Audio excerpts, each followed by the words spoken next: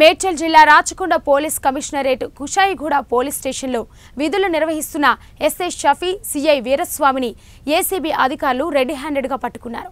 కుషాయిగూడెంకు చెందిన భరత్ రెడ్డి అనే వ్యక్తి తనకు చెందిన భూమికి సంబంధించి మరో వ్యక్తి భూ సమస్యపై గొడవలో షఫీ సిఐ వీరస్వామిలు 3 లక్షల రూపాయలు తీసుకుంటుండగా ఏసీబీ అధికారులు రెడ్ హ్యాండెడ్గా పట్టుకున్నారు. ఈ కేసులో ఎస్ఐ షఫీ సిఐ వీరస్వామి మధ్యవర్తి ఉపేందర్ను అదుపులోకి తీసుకుని రిమాండ్కు తరలిస్తున్నట్లు ఏసీబీ డీఎస్పీ ఆనంద్ కుమార్ తెలిపారు.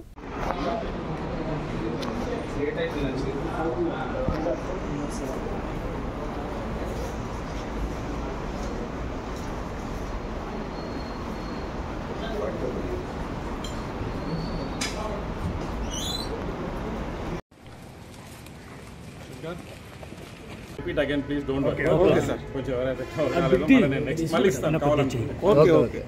ఏ ఫోన్ చెప్పండి సార్. నా పేరు ఆనంద్ కుమార్, నేను DSP ACB Rangareddy range.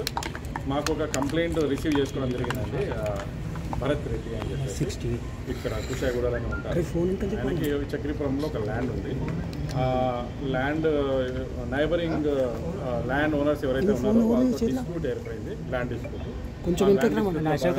Neighbouring owners పైన ఒక కేసు బుక్ చేయడం జరిగింది. అట్లాగే ఒక డీటీ లోకల్ ఎంఆర్ఓ ఆఫీసు దాంట్లో డిప్యూటీ తహసీల్దార్ కూడా ఒక కేసు రిజిస్టర్ చేయడం జరిగింది. ఈ 2 కేసులు కూడా ఈయన పైన 19th ఏప్రిల్ రోజు రిజిస్టర్ చేయడం జరిగింది. చేసిన తర్వాత నా పైన అన్యాయంగా రంగారెడ్డి రేంజ్ ఏసీబీ మాకు ఒక ఫిర్యాదు ఏంటి అంటే భరత్ రెడ్డి అని చెప్పేసి ఒక అతను ఈసీఐలోనే ఉంటాడు.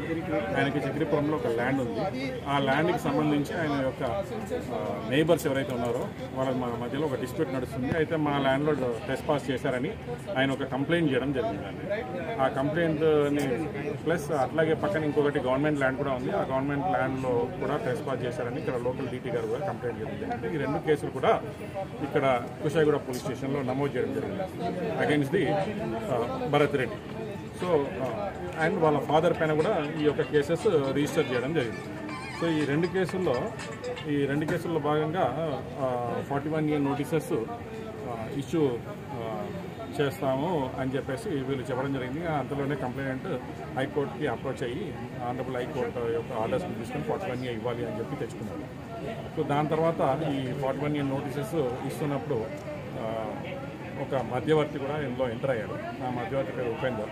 ఇట్లా మీరు ఒకవేళ దాదాపు 3 లక్షల రూపాయలు ఇస్తే ఈ కేసెస్ 2 కూడా నేను క్లోజ్ చేపిస్తాను. అది అంటే మీరు చెప్తే అది నడవదు కదా, మాకు కన్సర్న్ అఫీషియల్స్ చెప్పాలి అంటే అతను ఎస్ఐ గారిని పిలిపించడం జరిగిందండి. ఆ ఎస్ఐ గారు వచ్చేసి 3 lakhs రూపీస్ ఇవ్వాలి అని డిమాండ్ చేయడం జరిగింది ఈ కంప్లైంట్లో. దీంట్లో మరి మన ఇన్స్పెక్టర్ గారి గురించి అడిగితే ఇన్స్పెక్టర్ గారిని నేను చూసుకుని ఆయన కూడా ఎందులో పాత్ర ఉంది, ఆయన కూడా డబ్బులు ఇవ్వాల్సి వస్తుందని ఆయన చెప్పడం జరిగింది. దాని తర్వాత కంప్లైంట్ కూడా కలిసినప్పుడు ఈ విషయం అతనికి నిరూపణ అయ్యింది. దాని తర్వాత ఈ వచ్చి మాకు ఫిర్యాదు చేయడం జరిగింది. ఇట్లా 3 lakhs రూపీస్ డిమాండ్ చేస్తున్నారు, ఒక్క కేసు మాత్రమే క్లోజ్ చేస్తా అని చెప్పి వాళ్ళు చెప్తున్నారు అంటే దాన్ని బేస్ చేసుకొని ఫిర్యాదు మేరకు ఈరోజు 3 lakhs రూపీస్ ఈ యొక్క ఇన్స్పెక్టర్ ఎస్ఐ వాళ్ళ ఏజెంట్ ఉపేందర్ అనే వ్యక్తి ద్వారా తీసుకుంటున్నప్పుడు రిటర్న్గా పట్టుకోవడం జరిగింది. సార్ కంప్లైంట్ ఎప్పుడు సార్? మాకు రీసెంట్గానే ఇచ్చారండి కొండవల్లి. అంటే పిఎస్లో కంప్లైంట్ ఎప్పుడు ఇచ్చారు వాళ్ళు? 19th April.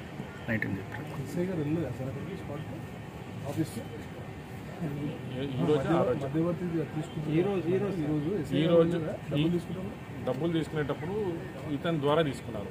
ఇతను మాత్రమే వచ్చాడు ఉపేందర్. డబ్బులు తీసుకునేది మాత్రం వాళ్ళు వీళ్ళ ద్వారా తీసుకున్నారు. ఏమైనా సీసీ ఫుటేజ్ ఉన్నాయా సార్ డబ్బులు తీసుకునేది? ఉపేందర్